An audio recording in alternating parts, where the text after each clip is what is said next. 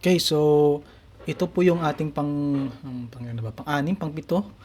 So itong lecture po natin ngayon ay patungkol sa naalala niyo nakaraan ay nag-assign tayo gumawa tayo ng security group at inassignan natin ng license yung security group na ginawa natin. Ngayon naman, gawa tayo ng dynamic group. Tapos test natin kung gagana siya. So simple lang yung gagawin natin, no. First gagawa tayo ng isang group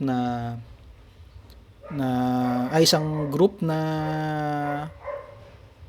which is yung automatic na yung mga taga sales department ay mapupunta doon sa group na yun. Tapos ang isa kapag disabled na yung account ay ayun na mapupunta sa group na yun. So first umpisa na tayo, punta tayo sa groups.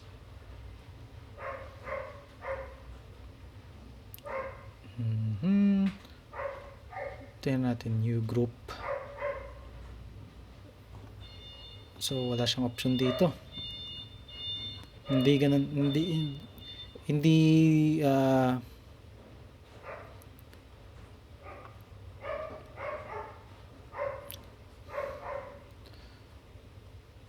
wala siyang option na dynamic group, no. So pag mostly pag dynamic group kasi sa ginagawa siya sa sa security group. So try natin sales group. Yan. Yan, dito na siya malalaman. So hindi siya assigned. So since the user, so dynamic user tayo. Okay?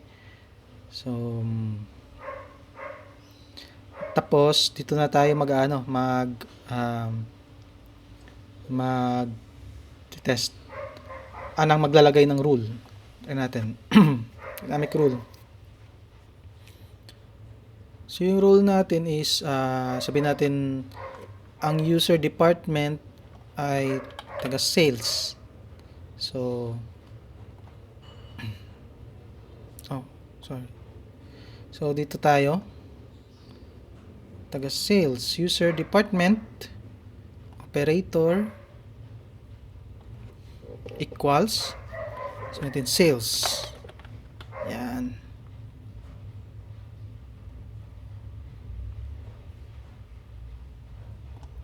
At expression. So yun. So add lang natin and save natin. Okay, so create.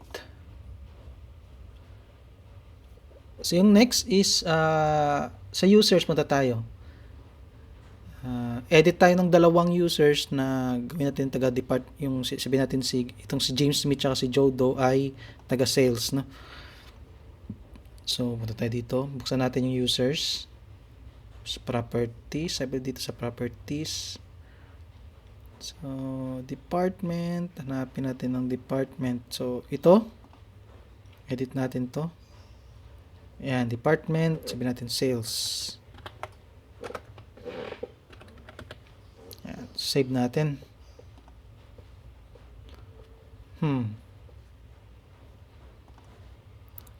Okay. Let's see kung mag-take effect na siya, no. Titingnan ko pa kung nandito na siya sa groups. Kung member na siya sa group ng group, no. Okay, so sales group members. Yun. Amazing, no. So try natin si Joe Doe naman. So, properties. So tingnan natin itong mga na to. So itong papel, itong lapis, ito yung pwede mo ma-edit. Itong lapis na to, ito yung mga pwede mo ma-edit. Okay? So department sales. So mas maganda itong dynamic group kapag automation na yung ang pag-uusapan. Ayun, so ayan si Joe Doe. Sa all groups ulit. Buksan natin yung sales group. Members.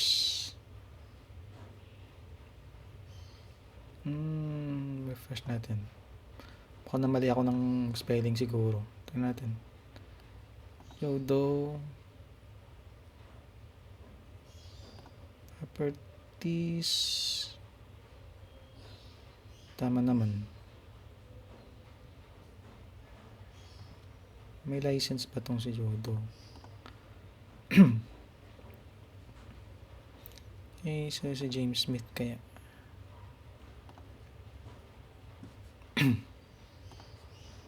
Tingnan natin ulit.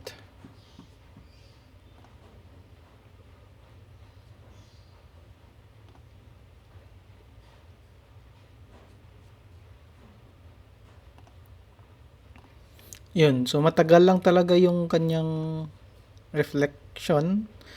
Parang umabot ako ng 5 minutes. So yun, so amazing. Okay, so next naman, try natin gumawa ng like for example, termination ng account. For example, mostly kasi dinidisable yung account nun eh. So gagawa tayo ng group na sabihin natin disabled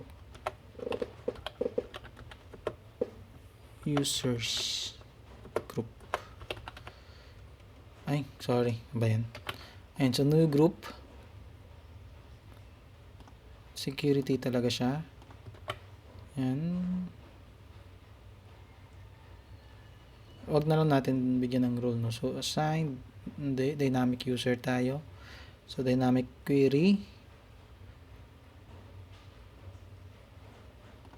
So, kagandaan dito sa Entra, hindi mo na kailangan, like, alamin kung ano pa yung mga properties, di ba?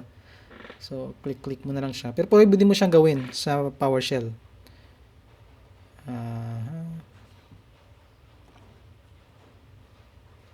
Sa sunod, siguro sa next siguro ay try nating gumawa ng dynamic group tapos using PowerShell. Yan. So, equals to account enables equals to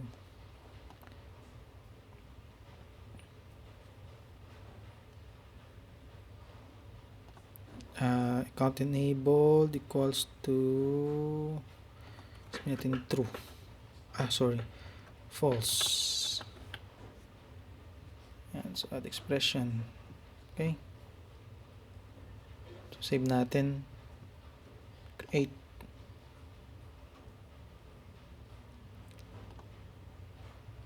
Try natin, no. Punta tayo ulit sa users. Sabihin natin disable itong si Mary Lou.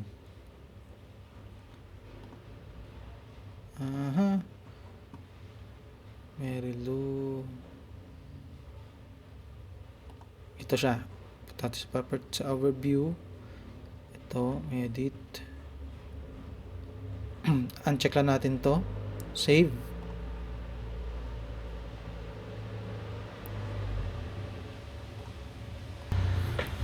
Okay, so ayan. So check natin yung group. All groups. Disabled user group.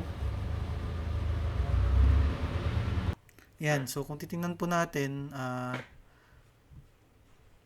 meron na siyang isang user. Okay? So, ganoon lang po sa dynamic group. Naway, naintindihan nyo. At yeah, sabay-sabay tayo matuto. Thank you.